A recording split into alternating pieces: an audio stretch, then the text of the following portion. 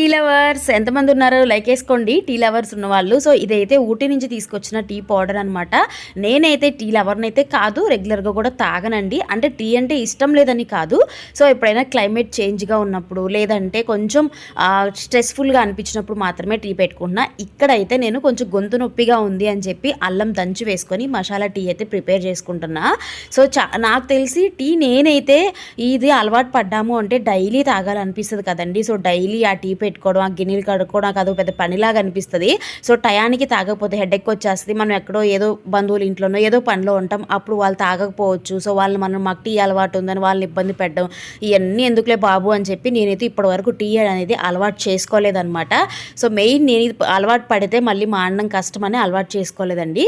So ఇవాళ అయితే నాకు కొంచెం స్ట్రెస్ఫుల్గాను ఉంది, అలాగే గొంతు నొప్పుగానే ఉందన్నమాట. ప్రశాంతంగా ఒక కప్పు టీ అయితే తాగుతూ ఎంజాయ్ చేస్తున్నా. చాలా రిలీఫ్గా అనిపించింది అనమాట టీ తాగుతూ ఉంటే.